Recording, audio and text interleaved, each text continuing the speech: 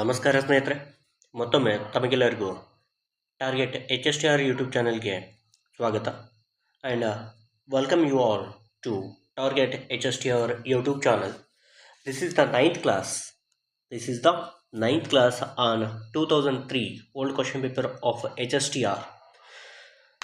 And I request you, if you are the first watcher of my YouTube channel, please subscribe and click the bell icon button to get the new notifications immediately, and don't forget to share the video among your friends. And again, ನೀವು ಈ ತರಗತಿಗೆ ಸಂಬಂಧಪಟ್ಟಿರ್ತಕ್ಕಂತಹ ಮೊದಲನೇ ಕ್ಲಾಸನ್ನು ನೋಡ್ತಾ ಇದ್ರೆ, so ಕಳೆದ 8 ಕ್ಲಾಸ್ಗಳನ್ನು ನೋಡಿಕೊಂಡು ಈ ಒಂದು ಕ್ಲಾಸಿನ ಕಡೆಗೆ ನೀವು ಬಂದರೆ ಸೊ ಅರ್ಥ ಆಗ್ತಾ ಇರುತ್ತೆ. 2003 HSTRನೊಳಗಡೆ ಸೊ ಪೇಪರ್ 2ಕ್ಕೆ ಸಂಬಂಧಪಟ್ಟಿರ್ತಕ್ಕಂತಹ ಯಾವ ರೀತಿಯಾಗಿರ್ತಕ್ಕಂತಹ ಕ್ವಶನ್ಸ್ಗಳನ್ನು ಕೇಳ್ಕೊತಾ ಹೋಗ್ತಾ ಇರ್ತಾರೆ ಅನ್ನೋದು ಒಂದು ಐಡಿಯಾ ಸಿಗುತ್ತೆ. ಆ ಐಡಿಯಾದ ಮೇಲೆ ನೀವು ನಿಮ್ಮ ಪ್ರಿಪ್ರೇಷನ್ನ ಹೇಗೆ ಪ್ರಾರಂಭ ಮಾಡ್ಬೋದು ಅನ್ನೋದನ್ನು ಸೊ ಒಂದು ಬ್ಲೂ ಪ್ರಿಂಟ್ ಸಿಕ್ಕಂಗಾಗುತ್ತೆ ಸ್ನೇಹಿತರೆ. ಅದಕ್ಕೋಸ್ಕರ ನಾನು ಇದು 2003 HSTR ಹಳೆಯ ಪ್ರಶ್ನೆ ಪತ್ರಿಕೆಯ 86ನೇ ಕ್ವಶನನ್ನು ಈ ಒಂದು ಕ್ಲಾಸ್ ಒಳಗಡೆ ನಿಮ್ಮ ಜೊತೆಗೆ ಡಿಸ್ಕಸನ್ನು ಮಾಡಬೇಕು ಅಂತೇಳಿ ಸೊ ತೆಗೆದುಕೊಂಡು ಬರ್ತಾ ಇದ್ದೀನಿ. ಸೊ ಈ ಒಂದು 86ರಿಂದ 100ರವರೆಗೆ ಸಂಬಂಧಪಟ್ಟಿರ್ತಕ್ಕಂತಹ ಕ್ವಶನ್ಸ್ಗಳು ಇಂಗ್ಲೀಷ್ನ ಪೆಡಗಾಗಿ ಮೇಲೆ ಇರುತ್ತೆ. ಸೊ ಇಲ್ಲಿ 15 ಕ್ವಶನ್ಸ್ಗಳನ್ನು ಕೇಳಿದ್ದಾರೆ. ಹಾಗೆ 2015ರ ಒಂದು HSTRನ ಸಿಲೆಬಸ್ನ ಪ್ರಕಾರ ಸೊ ಕ್ವಶನ್ಸ್ಗಳು ಇಂಗ್ಲೀಷ್ ಪೆಡಗಾಗಿ ಮೇಲೆ ಕಡಿಮೆ ಮಾರ್ಕ್ಸಿನ ಒಂದು ಕ್ವಶನ್ಸ್ಗಳನ್ನು ಕೇಳಿದ್ದಾರೆ ಅಂತೇಳಿ ನಾವು ನೋಡ್ಕೋತಾ ಹೋಗ್ತಾ ಇರ್ಬೋದು. ಅದನ್ನು ಈ ನೆಕ್ಸ್ಟ್ ಟೈಮ್ 2026ರ HSTRನ ಒಂದು ನೋಟಿಫಿಕೇಷನ್ನ ಎದುರು ನೋಡ್ತಾ ಇದ್ದೀವಿ. ಬಂದಾದಮೇಲೆ ಸೊ ಸಿಲೆಬಸ್ ಯಾವ ರೀತಿಯಾಗಿರುತ್ತೆ ಅನ್ನೋದನ್ನು ಇನ್ನೊಂದು ಸಾರಿ ಡೀಟೇಲ್ಡಾಗಿ ನಿಮ್ಮ ಜೊತೆಗೆ ಡಿಸ್ಕಸನ್ನು ಮಾಡುವಂತಹ ಕೆಲಸವನ್ನು ಮಾಡ್ತೀನಿ ಅಂತಂದು ಹೇಳ್ತಾ ಸ್ನೇಹಿತರ. Choose the most appropriate option 1, 2, 3 or 4 and complete the sentences ಅಂತೇಳಿ ಸೊ ಇದೆ. ಹಾಗಾದರೆ 86ನೇ ಕ್ವಶನ್ ಏನಿದೆ ಅನ್ನೋದನ್ನು ನೋಡ್ಕೊಂಬಿಡೋಣ. Grammar rules are presented with illustrations and students are later made to apply these rules to different examples in the ಅಂದ್ರೆ grammar ರೂಲ್ಸ್ಗಳನ್ನು present ಮಾಡಿ ಅವುಗಳನ್ನು ವಿವರಿಸಿ ನಂತರದೊಳಗಡೆ ಆ ರೂಲ್ಸ್ಗಳನ್ನು ಡಿಫ್ರೆಂಟ್ ಎಕ್ಸಾಂಪಲ್ಸ್ಗಳಲ್ಲಿ ವಿದ್ಯಾರ್ಥಿಗಳು ಯಾವ ರೀತಿ ಅಪ್ಲೈ ಮಾಡ್ಕೋತಾರೆ ಅನ್ನೋದನ್ನು ಸೊ ಯಾವ ಮೆಥಡ್ ಒಳಗಡೆ ನಾವು ಯೂಸ್ ಮಾಡ್ತೀವಿ ಅನ್ನೋದನ್ನು ಕೇಳಿದ್ದಾರೆ ಸ್ನೇಹಿತರ. ಆದರೆ ಆಪ್ಷನ್ 1 ಏನಿದೆ ಆಡಿಯೋ ಲಿಂಗ್ವಲ್ ಮೆಥಡ್ ಅಂತೇಳಿದೆ. ಆಪ್ಷನ್ 2 ಏನಿದೆ ಕಮ್ಯುನಿಕೇಟಿವ್ ಅಪ್ರೋಚ್ ಇದೆ. ಆಪ್ಷನ್ 3 ಇದೆ ಸ್ಟ್ರಕ್ಚರಲ್ ಅಪ್ರೋಚ್ ಇದೆ. 4th ಒನ್ ಇದೆ ಗ್ರಾಮರ್ ಟ್ರಾನ್ಸ್ಲೇಷನ್ ಮೆಥಡ್ ಅಂತೇಳಿದೆ ಸ್ನೇಹಿತರ. ಆದರೆ ಇದಕ್ಕೆ ಸಂಬಂಧಪಟ್ಟಿರ್ತಕ್ಕಂತಹ ಒಂದು ಸರಿಯಾಗಿರ್ತಕ್ಕಂಥ ಉತ್ತರ ಯಾವುದು ಅಂದರೆ ಸೊ ಅದು ಆಪ್ಷನ್ 4th ಒನ್ನು ಸರಿಯಾಗಿರ್ತಕ್ಕಂಥ ಉತ್ತರ ಆಗಿರುತ್ತೆ. ಗ್ರಾಮರ್ ಟ್ರಾನ್ಸ್ಲೇಷನ್ ಮೆಥಡ್ ಅನ್ನೋದು ಈ 86ನೇ ಕ್ವಶನ್ಗೆ ಸರಿಯಾಗಿರ್ತಕ್ಕಂಥ ಉತ್ತರ ಆಗಿದೆ ಸ್ನೇಹಿತರೆ. 87ನೇ ಕ್ವಶನು ಏನಿದೆ, the listening, speaking, reading, writing order is followed while teaching English ಇನ್. ಅಂದರೆ ಯಾವ ಮೆಥಡ್ ಒಳಗಡೆ, ಯಾವ ಅಪ್ರೋಚ್ ಒಳಗಡೆ so listening, speaking, reading, writing ಆರ್ಡ್ರ್ಗಳನ್ನು ನಾವು ಫಾಲೋ ಮಾಡ್ತಾ ಇರ್ತೀವಿ ಅಂತ ಕೇಳಿದ್ದಾರೆ. ಯಾವ ಒಂದು ಅಪ್ರೋಚ್ ಒಳಗಡೆ ಆರ್ ಮೆಥಡ್ ಒಳಗಡೆ ನಾವು ಈ ಒಂದು LSRW these are very important in language learning ಒಳಗಡೆ. ಸೊ ಬೇಸಿಕಲಿ ನಾವು ಇಂಪಾರ್ಟೆನ್ಸನ್ನು ಕೊಡ್ತಾ ಇರೋದ ಈ ಲ್ಯಾಂಗ್ವೇಜ್ ಕಲಿಕೆ ಒಳಗಡೆ so listening, speaking, reading, writing ಮೇಲೇ ಇರುತ್ತೆ. ಸೊ ಇದನ್ನು ಯಾವ ಒಂದು ಅಪ್ರೋಚ್ ಒಳಗಡೆ ಆರ್ ಮೆಥಡ್ ಒಳಗಡೆ ಯೂಸನ್ನು ಮಾಡ್ತಾ ಇರ್ತೀವಿ ಅಂದ್ರೆ ಸೊ ಫಸ್ಟ್ ಆಪ್ಷನ್ ಏನಿದೆ ಸ್ಟ್ರಕ್ಚರಲ್ ಅಪ್ರೋಚ್ ಇದೆ. ಸೆಕೆಂಡ್ ಒನ್ನು ಕಮ್ಯುನಿಕೇಟಿವ್ ಅಪ್ರೋಚ್ ಇದೆ. Third one audio language method ಇದೆ. 4th ಒನ್ನು ಸೈಲೆಂಟ್ ವೇ ಇದೆ. ಆದರೆ ಇದಕ್ಕೆ ಕರೆಕ್ಟಾಗಿರ್ತಕ್ಕಂಥ ಉತ್ತರ ಅಂದರೆ ಆಪ್ಷನ್ 1 ಆಗಿರುತ್ತೆ ಸ್ನೇಹಿತರೆ. ಸೊ ಆಪ್ಷನ್ 1 ಇದೆ ಸ್ಟ್ರಕ್ಚರಲ್ ಅಪ್ರೋಚ್ ಅಂತ ಹೇಳಿದೆ.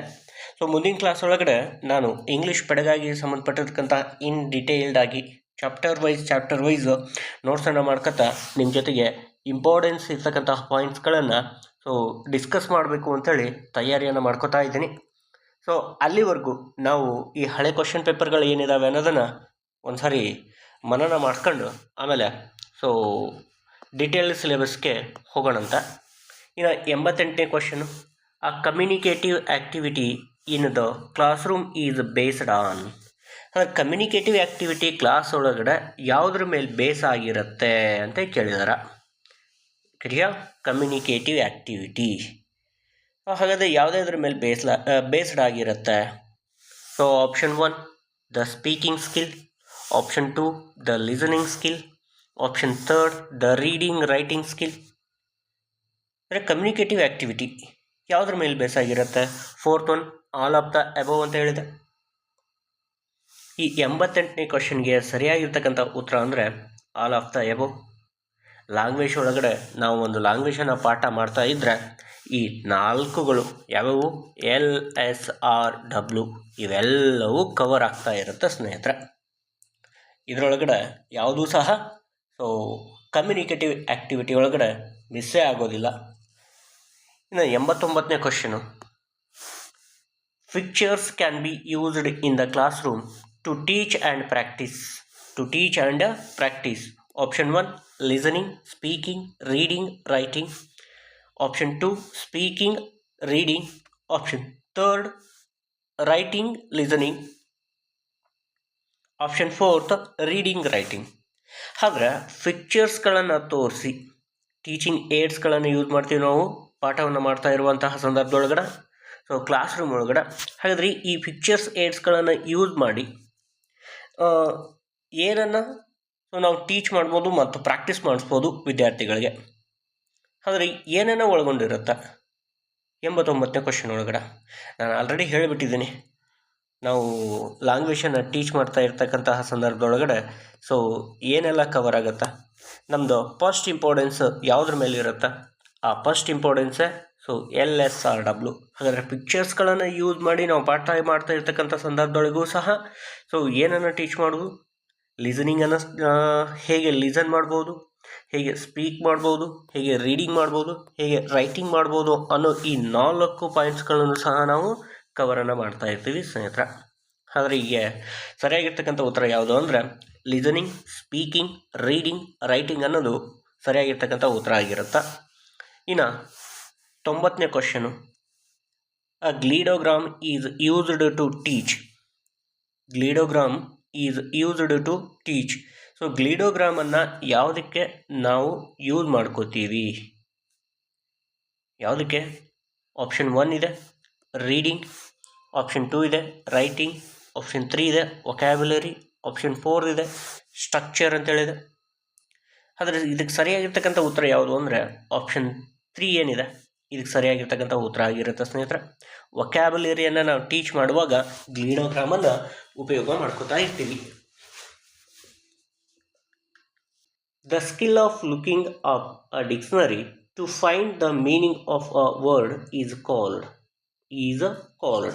ಅಂದರೆ ನಾವು ಡಿಕ್ಷನರಿ ಒಳಗಡೆ ಯಾವುದಾದ್ರೂ ಒಂದು ವರ್ಡಿನ ಮೀನಿಂಗ್ ಆಗಿರ್ಬೋದು, ಅದರ ಆ್ಯಂಟನಿಮ್ ಆಗಿರ್ಬೋದು, ಸಿನೋನಿಮ್ಸ್ ಆಗಿರ್ಬೋದು, ಮತ್ತು ಅದರ ಫೋನೆಟಿಕ್ ಸ್ಟ್ರಕ್ಚರ್ ಆಗಿರ್ಬೋದು, ಇವುಗಳನ್ನೆಲ್ಲವನ್ನು ನಾವು ಡಿಕ್ಷನರಿ ಒಳಗಡೆ ಹುಡುಕ್ತಾ ಇದ್ದರೆ ಅದನ್ನು ನಾವು ಏನಂತ ಕರಿತಾ ಇರ್ತೀವಿ? ಆ ಸ್ಕಿಲ್ಲನ್ನು ಏನಂತ ಕರಿತಾ ಇರ್ತೀವಿ ಅನ್ನೋದನ್ನು ಕೇಳಿದ್ದಾರೆ. ಆಪ್ಷನ್ 1 ಏನಿದೆ ಸ್ಕಿಮ್ಮಿಂಗ್, ಆಪ್ಷನ್ 2 ಇದೆ ಸ್ಕ್ಯಾನಿಂಗ್, ಆಪ್ಷನ್ 3 ಇದೆ ಲುಕ್ಅಪ್ ಸ್ಕಿಲ್ಸ್ ಅಂತೇಳಿದೆ, ಆಪ್ಷನ್ 4 ಇದೆ ರೆಫರೆನ್ಸ್ ಸ್ಕಿಲ್ಸ್ ಅಂತೇಳಿದೆ. ಸ್ನೇಹಿತರೆ. ಆದರೆ ಇದರೊಳಗಡೆ ಸರಿಯಾಗಿರ್ತಕ್ಕಂಥ ಉತ್ತರ ಯಾವುದು? ಈ ಸ್ಕಿಮ್ಮಿಂಗ್ ಆ್ಯಂಡ್ ಸ್ಕ್ಯಾನಿಂಗನ್ನು ಕಾಂಪ್ರಿಹೆನ್ಸಿವ್ ರೀಡಿಂಗ್ ಒಳಗಡೆ ನಾವು ಯೂಸ್ ಮಾಡ್ತಾ ಇರ್ತೀವಿ. ಹಾಗಾದರೆ ಇದಕ್ಕೆ ಸರಿಯಾಗಿರ್ತಕ್ಕಂಥ ಉತ್ತರ ಯಾವುದು ಅಂದರೆ 4th ಒನ್ ಆಪ್ಷನ್ ಏನಿದೆ ರೆಫರೆನ್ಸ್ ಸ್ಕಿಲ್. ಈ ಫಸ್ಟ್ PUC ಸಿಲೆಬಸ್ ಒಳಗಡೆ ರೆಫರೆನ್ಸ್ ಸ್ಕಿಲ್ಸ್ ಅಂತೇಳಿ ಸಿಲೆಬಸನ್ನು ಇಟ್ಟಿದ್ದಾರೆ. ಸೊ ಅದು ಚೆನ್ನಾಗಿರುತ್ತೆ. ಒಂದು ಸಾರಿ ಹೋಗಿ ನೀವು ಫಸ್ಟ್ PUCಗೆ ಸಂಬಂಧಪಟ್ಟಿರ್ತಕ್ಕಂತಹ ರೆಫರೆನ್ಸ್ ಸ್ಕಿಲ್ಸ್ಗಳನ್ನು ಒಂದು ಸಾರಿ ನೋಡ್ಕೊಳ್ಳಿ. ಸೊ ಅದು ಕಾಂಪಿಟೇಟಿವ್ ಎಕ್ಸಾಮ್ಗೆ ಸೊ ಹೆಲ್ಪ್ ಆಗ್ತಾ ಇರುತ್ತೆ. ಇನ್ನು 92nd reading skills are taught and practiced in the classroom so that student can Option 1, study of the examinations easily. Option 2, use these skills to read efficiently in the outside world. Third one, learn vocabulary effectively. Fourth one, improve their pronunciation. 92nd year, reading skills are taught and practiced in the classroom so that students can, ಅಂದರೆ ನಾವು ವಿದ್ಯಾರ್ಥಿಗಳಿಗೆ reading ಸ್ಕಿಲ್ಲನ್ನು ಕಲಿಸೋದ್ರಿಂದ ಮತ್ತು practice ಮಾಡಿಸೋದ್ರಿಂದ ಇದರಿಂದ ವಿದ್ಯಾರ್ಥಿ ಏನು ಪಡೆದುಕೋತಾನೆ ಅನ್ನೋದನ್ನು ಕೇಳಿದ್ದಾರೆ ಸ್ನೇಹಿತರೆ. ಯೂಸ್ ಏನಿದೆ, ರೀಡಿಂಗ್ ಸ್ಕಿಲ್ಲನ್ನು ವಿದ್ಯಾರ್ಥಿಗೆ ಕಲಿಸೋದ್ರಿಂದ ಅದರಿಂದ ಆ ವಿದ್ಯಾರ್ಥಿಗೆ ಆಗ್ತಾ ಇರ್ತಕ್ಕಂಥ ಉಪಯೋಗ ಏನು, ಯಾವೆಲ್ಲ ಆಬ್ಜೆಕ್ಟಿವ್ಸ್ಗಳನ್ನು ನಾವು ರೀಡಿಂಗ್ ಸ್ಕಿಲ್ಸ್ಗಳಿಂದ ವಿದ್ಯಾರ್ಥಿಗಳಿಗೆ ಕೊಡ್ಬೋದು ಅನ್ನೋದನ್ನು ಕೇಳಿದ್ದಾರೆ. ಸೊ ಅದಕ್ಕೆ ಸಂಬಂಧಪಟ್ಟಿರ್ತಕ್ಕಂಥ ಉತ್ತರ ಯಾವುದು ಅಂದರೆ ಸೆಕೆಂಡ್ ಒನ್ ಆಪ್ಷನ್ ಏನಿದೆ, use these skills to read efficiently in the outside world. So ನಾವು ಒಂದು ರೀಡಿಂಗ್ ಸ್ಕಿಲ್ಲನ್ನು ಕರೆಕ್ಟಾಗಿ ಅಧ್ಯಯನ ಮಾಡಿದ್ದೆ ಆದರೆ ಎಂತಹ ಡಿಫಿಕಲ್ಟೀಸ್ ವರ್ಡ್ಸ್ಗಳಿದ್ರೂ ಸಹ ನಾವು ಅವುಗಳನ್ನು ಈಸಿಯಾಗಿ ಎಫಿಸಿಯೆಂಟಾಗಿ ಸೊ ಓದ್ಕೋಬಹುದು ಅಂತೇಳಿ ಈ ಒಂದು ಸ್ಕಿಲ್ ಹೇಳುತ್ತೆ ಸ್ನೇಹಿತರೆ. ಹಾಗಾದ್ರೆ 93rd ಕ್ವಶನ್ ಏನಿದೆ, in traditional grammar there are dash parts of speech ಅಂತ ಕೇಳಿದ್ದಾರೆ. ಹಾಗಾದರೆ ನಾವು ಟ್ರೆಡಿಷ್ನಲಿ ಅಧ್ಯಯನ ಮಾಡ್ತಾ ಇರ್ತಕ್ಕಂತಹ ಗ್ರಾಮರ್ ಒಳಗಡೆ ಎಷ್ಟು ಪಾರ್ಟ್ಸ್ ಆಫ್ ಸ್ಪೀಚ್ಗಳಿದ್ದಾವೆ? ಕಾಮನ್ ಆಗಿ ಗೊತ್ತಾಯಿದೆ, ಆಪ್ಷನ್ 4th 8 ಪಾರ್ಟ್ ಆಫ್ ಸ್ಪೀಚ್ಗಳನ್ನು ನಾವು ಟ್ರೆಡಿಷ್ನಲ್ ಗ್ರಾಮರ್ ಒಳಗಡೆ ನೋಡ್ತಾ ಹೋಗ್ತಾ ಇರ್ತೀವಿ.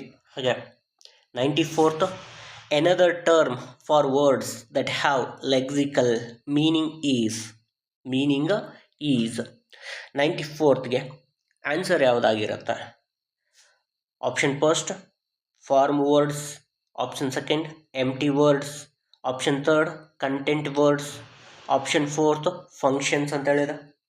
ಆದರೆ ಇದಕ್ಕೆ ಸರಿಯಾಗಿರ್ತಕ್ಕಂಥ ಉತ್ತರ ಯಾವುದು ಅಂದರೆ 4th ಒನ್ ಏನಿದೆ ಆಪ್ಷನ್ ಫಂಕ್ಷನ್ಸ್ ಅಂತೇಳಿ ಅದು ಸರಿಯಾಗಿರ್ತಕ್ಕಂಥ ಉತ್ತರ ಆಗಿರುತ್ತೆ ಸ್ನೇಹಿತರ.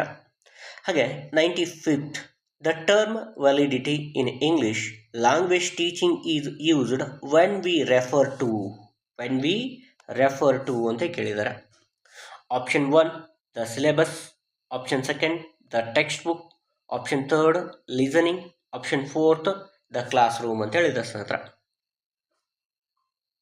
95th, the term validity in English language teaching is used when we refer to ಅಂತ ಹೇಳಿದೆ. ಸೊ ಆಪ್ಷನ್ ಸೆಕೆಂಡ್ ಏನಿದೆ ದ ಟೆಕ್ಸ್ಟ್ ಬುಕ್, ಇದು ಸರಿಯಾಗಿರ್ತಕ್ಕಂಥ ಉತ್ತರ ಆಗುತ್ತೆ 95ನೇ ಕ್ವಶನ್ಗೆ. ಇನ್ನು 96th, if a student of mathematics is given a test that has items from Shakespeare tragedies, there is a problem of ಅಂತ ಹೇಳಿ ಕೇಳಿದ್ದಾರೆ.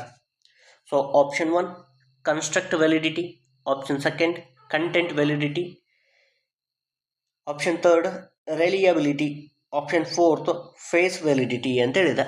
96th ಕ್ವಶನ್ಗೆ, if a student of mathematics, ಒಬ್ಬ ಗಣಿತ ವಿದ್ಯಾರ್ಥಿಗೆ, is a given test that has items from Shakespeare tragedies, there is a problem of.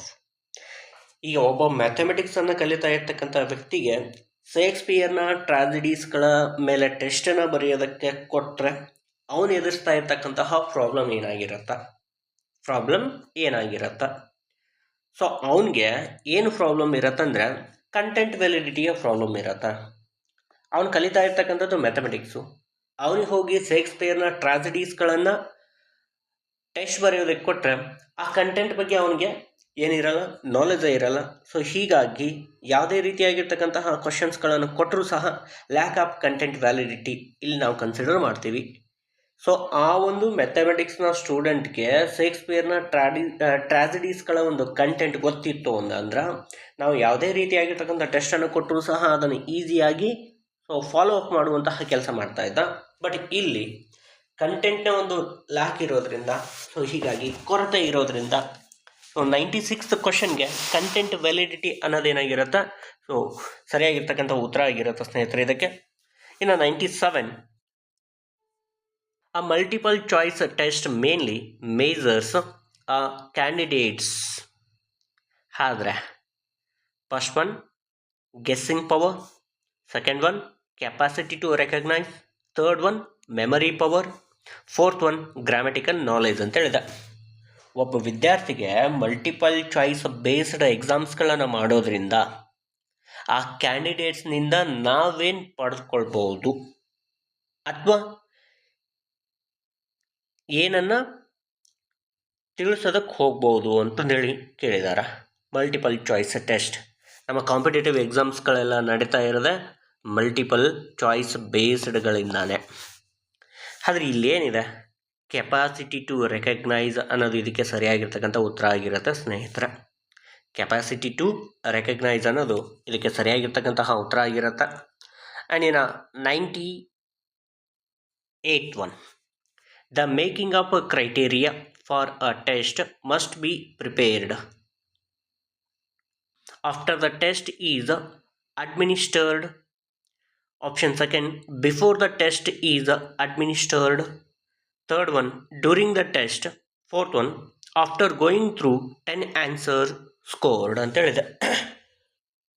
ಇದಕ್ಕೆ ಸರಿಯಾಗಿರ್ತಕ್ಕಂಥ ಉತ್ತರ ಅಂದ್ರೆ ಸೆಕೆಂಡ್ ಒನ್ ಇದೆ, before the test is administered ಅಂತೇಳಿ. ಸೊ ಇದಕ್ಕೆ 99th question. Learner is encouraged to discover rules underlying the functions of language is dash ಅಂತ ಕೇಳಿದ್ದಾರೆ. 99th ಸರಿಯಾಗಿರ್ತಕ್ಕಂಥ ಉತ್ತರ ಅಂದರೆ option first structural approach, option second audiolingual method, option third communicative approach, option fourth situational approach ಅಂತ ಹೇಳಿದೆ ಸ್ನೇಹಿತರೆ. ಇದಕ್ಕೆ ಸರಿಯಾಗಿರ್ತಕ್ಕಂಥ ಉತ್ತರ ಅಂದರೆ ಥರ್ಡ್ ಒನ್ ಏನಿದೆ, ಕಮ್ಯುನಿಕೇಟಿವ್ ಅಪ್ರೋಚ್. ಸೊ ಇದಕ್ಕೆ ಸರಿಯಾಗಿರ್ತಕ್ಕಂತಹ ಉತ್ತರ ಆಗಿರುತ್ತೆ. ಇನ್ನು last question of 2003 HSTR's old question paper. The use of the mother tongue is prohibited in. ಆದರೆ ಮದರ್ ಟಂಗನ್ನು ಸೊ L2 ಅನ್ನು ಕಲಿಸ್ತಾ ಇರ್ತಕ್ಕಂಥ ಸಂದರ್ಭದೊಳಗಡೆ, ಅಂದ್ರೆ ಲ್ಯಾಂಗ್ವೇಜ್ ಸೆಕೆಂಡ್ ಲ್ಯಾಂಗ್ವೇಜನ್ನು ಕಲಿಸ್ತಾ ಇರ್ತಕ್ಕಂತಹ ಸಂದರ್ಭದೊಳಗಡೆ ನಾವು ಮದರ್ ಟಂಗನ್ನು ಯೂಸ್ ಮಾಡೋದನ್ನು ನಿಷೇಧ ಮಾಡಿರ್ತೀವಿ. ಯಾವ ಒಂದು ಮೆಥಡ್ ಒಳಗಡೆ ಕಲಿಸ್ತಾ ಇರ್ತಕ್ಕಂಥ ಸಂದರ್ಭದೊಳಗಡೆ ನಾವು ಮದರ್ ಟಂಗನ್ನು ಯೂಸ್ ಮಾಡಬಾರ್ದು ಅಂತೇಳಿ ಹೇಳ್ತಾ ಇದೆ. ಫಸ್ಟ್ ಆಪ್ಷನ್ ಏನಿದೆ, ಗ್ರಾಮರ್ ಟ್ರಾನ್ಸ್ಲೇಷನ್ ಮೆಥಡ್ ಇದೆ, ಸೆಕೆಂಡು ಡೈರೆಕ್ಟ್ ಮೆಥಡ್ ಇದೆ, ಥರ್ಡ್ ಒನ್ನು ಕಮ್ಯುನಿಕೇಟಿವ್ ಅಪ್ರೋಚ್ ಇದೆ, ಫೋರ್ತ್ ಒನ್ನು ಸಿಚುವೇಶನಲ್ ಅಪ್ರೋಚ್ ಇದೆ. ಈ 4 ಮೆಥಡ್ಸ್ ಒಳಗಡೆ ಯಾವ ಮೆಥಡ್ನಲ್ಲಿ ನಾವು ಮದರ್ ಟಂಗನ್ನು ಯೂಸ್ ಮಾಡಬಾರ್ದು ಅಂದ್ರೆ ಆಪ್ಷನ್ ಸೆಕೆಂಡ್ ಏನಿದೆ, ಡೈರೆಕ್ಟ್ ಮೆಥಡ್ ಏನಿದೆ, ಈ ಡೈರೆಕ್ಟ್ ಮೆಥಡ್ ಒಳಗಡೆ ನಾವೇನಾದರೂ ಟೀಚಿಂಗನ್ನು ಮಾಡ್ತಾ ಇದ್ರೆ ಅಥವಾ ವಿದ್ಯಾರ್ಥಿಗಳಿಗೆ ಕಲಿಸ್ತಾ ಇದ್ರೆ ನಾವು ಮದರ್ ಟಂಗನ್ನು ಯೂಸ್ ಮಾಡೋ ಹಾಗಿಲ್ಲ ಅನ್ನೋದನ್ನು ಹೇಳ್ತಾ ಇದೆ ಸ್ನೇಹಿತರೆ ಈ ಒಂದು ಕ್ವಶನ್ನು. ಇಲ್ಲಿಗೆ 2003 HSTRನ ಹಳೆಯ ಪ್ರಶ್ನೆ ಪತ್ರಿಕೆಗೆ ಸಂಬಂಧಪಟ್ಟಿರ್ತಕ್ಕಂತಹ 100 ಕ್ವಶನ್ಸ್ಗಳನ್ನು ಈಗಾಗಲೇ ನಾನು 9 ಕ್ಲಾಸ್ನಲ್ಲಿ ನಿಮ್ಮ ಜೊತೆಗೆ ಡಿಸ್ಕಸನ್ನು ಮಾಡಿದ್ದೀನಿ. ಸೊ ಹಾಗೆ ಮುಂದಿನ ಒಂದು ಕ್ಲಾಸ್ಗಳಲ್ಲಿ ನಾನು ಇನ್ನು ಉಳಿದಿರ್ತಕ್ಕಂತಹ HSTRನ 2005 ಹಳೆಯ ಪ್ರಶ್ನೆ ಪತ್ರಿಕೆಗೆ ಸಂಬಂಧಪಟ್ಟಿರುವ 100 ಕ್ವಶನ್ಸ್ಗಳನ್ನು ಡಿಸ್ಕಸ್ ಮಾಡುವಂತಹ ಕೆಲಸವನ್ನು ಮಾಡ್ತಾ ಹೋಗ್ತಾ ಇರ್ತೀನಿ. 2005, 2006, 2007, 2009, 2012, 2015 ಇಷ್ಟು ಹಳೆಯ HSTRನ ಪ್ರಶ್ನೆ ಪತ್ರಿಕೆಗಳು ನನ್ನ ಜೊತೆಗಿದ್ದಾವೆ. ಇಷ್ಟು ಕ್ವಶನ್ಸ್ಗಳನ್ನು ನಿಮ್ಮ ಜೊತೆಗೆ ನಾನು ಡಿಸ್ಕಸನ್ನು ಮಾಡ್ತಾ ಹೋಗ್ತಾ ಇರ್ತೀನಿ. ಹಾಗೆ ಕ್ರೈಸ್ಗೆ ಸಂಬಂಧಪಟ್ಟಿರ್ತಕ್ಕಂತಹ ಹಳೆಯ ಪ್ರಶ್ನೆ ಪತ್ರಿಕೆಗಳನ್ನು ಸಹ ಅಂದರೆ 2012, 14, 17 ಮತ್ತು 17 ಈ 4 ಕ್ವಶನ್ ಪೇಪರ್ಸ್ಗಳನ್ನು ಸಹ ನಾನು ನಿಮ್ಮ ಜೊತೆಗೆ ಡಿಸ್ಕಸನ್ನು ಮಾಡುವಂತಹ ವ್ಯವಸ್ಥೆಯನ್ನು ಮಾಡ್ಕೋತಾ ಹೋಗ್ತಾ ಇರ್ತೀನಿ ಸ್ನೇಹಿತರೆ. ಅಲ್ಲಿವರೆಗೂ ನನ್ನ ಕ್ಲಾಸ್ಗಳನ್ನು ಕೇಳ್ತಾ ಇರಿ, ಸಬ್ಸ್ಕ್ರೈಬ್ ಮಾಡ್ತಾ ಇರಿ, ಶೇರ್ ಮಾಡೋದನ್ನು ಮರಿಬೇಡಿ. ಜೊತೆಗೆ ಏನಾದರೂ ನಿಮ್ಮ ಅನಿಸಿಕೆಗಳಿದ್ದರೆ ಅವುಗಳನ್ನು ದಯವಿಟ್ಟು ಕಾಮೆಂಟ್ ಬಾಕ್ಸಲ್ಲಿ ಪೋಸ್ಟ್ ಮಾಡಬೇಕು ಅಂತೇಳಿ ಕೇಳ್ಕೊತಾ ಇರ್ತೀನಿ. ಅಲ್ಲಿವರೆಗೂ thank you and shall we meet in the next class of HSTR series question papers.